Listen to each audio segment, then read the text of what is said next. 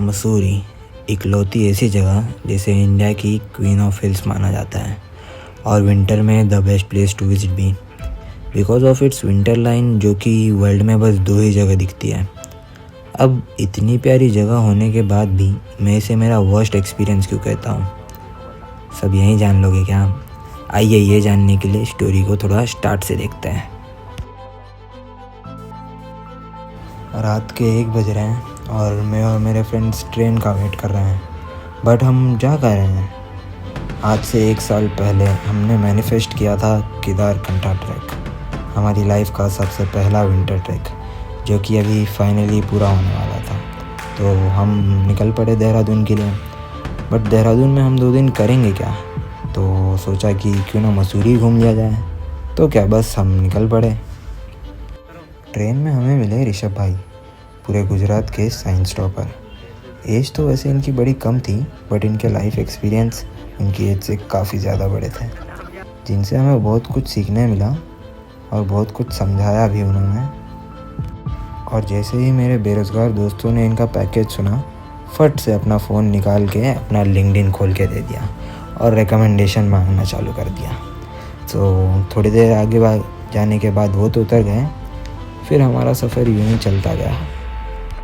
और इन प्यारे नज़ारों और सीनरीज़ को देखते हुए 30 घंटे के सफ़र के बाद फाइनली हम पहुँचे देहरादून, नहीं हरिद्वार, क्योंकि मुंबई से देहरादून की कोई डायरेक्ट ट्रेन नहीं थी, तो हमें उतरना पड़ा हरिद्वार।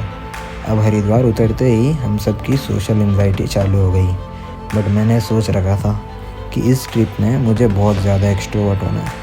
तो जैसे ही ट्रेन से उतरे और जाना था देहरादून, फटाक से एक बूढ़े अंकल को पकड़ा और उन्हें पूछा, अंकल जी देहरादून के लिए कौन सी ट्रेन? तो पता चला कि ट्रेन टिकट लेने के लिए वापस स्टेशन से बाहर जाना है।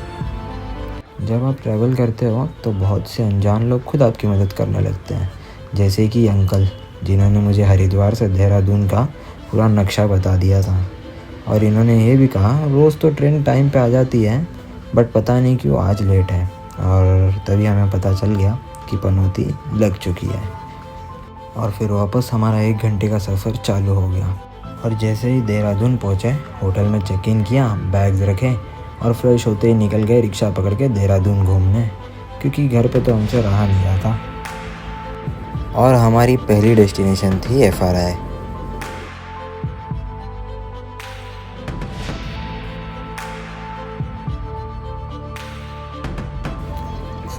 अभी आए हैं हम FRI। इतना कुछ खास नहीं है, बट आज का दिन हमें देहरादून में कैसे भी निकालना है, तो सोचा कि थोड़ा देहरादून ही एक्सप्लोर कर लें। तो आज का आउटफिट चेक, तो यहीं पास में देहरादून में एक सनसेट पॉइंट भी है, तो वहाँ जाएंगे, देखते हैं क्या होता है। मतलब ज़्यादा कुछ एक्सपेक्टेशंस नहीं है, बट हो सके अच्छा है, क्योंकि आज जल्दी जाएंगे, थोड़ा मार्केट एक्सप्लोर करना है, फिर सो जाएंगे। एंड देन अगले ही दिन सुबह 4 बजे उठ के हमें जाना है मसूरी। तो लेट्स गो, देखते हैं कैसा होता है। अभी जाते हैं सनसेट देखने। थोड़ी देर FRI में पिक्चर्स क्लिक करने के बाद हम निकल गए सनसेट देखने, बट अनफॉर्चुनेटली सनसेट हो चुका था, यानी एक और पनौती।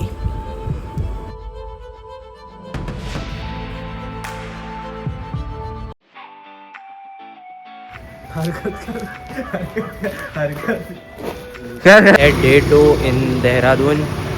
कल का दिन तो मतलब एकदम नॉर्मल ही गया, जितना एक्सपेक्टेशन थे उतना अच्छा गया नहीं। पहले तो एक म्यूज़ियम टाइप जगह थी FRI नाम की, वहाँ पे गए, यूनिवर्सिटी थी आई गेस। एंड फिर वहाँ से सनसेट पॉइंट जाना था, पर जाने से पहले ही सनसेट हो गया, तो इतना वर्थ इट नहीं था। तो आज के डे 2 में हमारा प्लान है देहरादून से फिर मसूरी जाने का। तो देखते हैं, मसूरी जाएंगे। और सुबह सनराइज़ देखने का प्लान तो था, बट जिस होटल में हम लोग स्टे कर रहे थे ना, वहाँ के जो लोग हैं उन्होंने बोला कि यहाँ पे सनसेट बहुत फॉगी होता है। तो आई गेस सनराइज़ हमारा प्लान था भी नहीं वैसे भी, तो हम लोग अभी लेट निकले, वैसे भी 7 बजे, क्योंकि लेट उठे थे। तो देखते हैं जाके, पहला पॉइंट आई गेस हम लोग गन हिल ही एक्सप्लोर करेंगे, लाइब्रेरी उतर के। So let's go. तो गाइस 8 डिग्री में इतनी ठंड लग रही है, पता नहीं केदारकंठा में हमारा क्या होने वाला है 8 डिग्री में। देखो पूरा धुआं निकल रहा है मुझसे। आउटफिट छे आज का।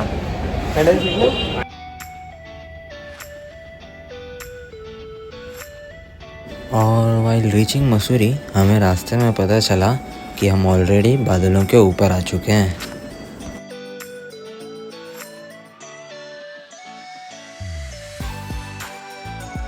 और फिर ये अनरियल व्यू एक्सपीरियंस करते करते थोड़ी ही देर में हम पहुंच गए मसूरी बस स्टॉप।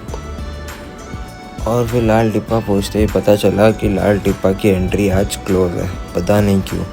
तो फिर मूड ख़राब किए बिना हमने सोचा कि क्यों ना कुछ गेम्स ही खेल लिया जाए। तो अभी पारस पे बैट लगाया हमने, अगर ये खेलेगा तो 500 मिलेंगे। ट्रायल कैसे देंगे? चालू। अरे यार बीच में मारना।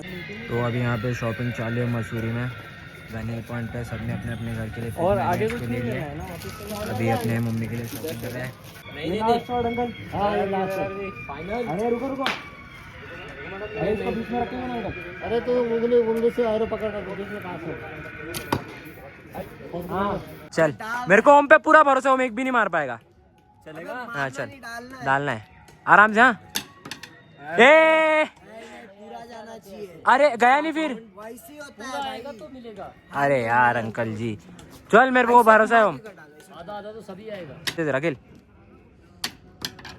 100 रुपए बर्बाद कर दी से वही चुत गया। 24 डालो।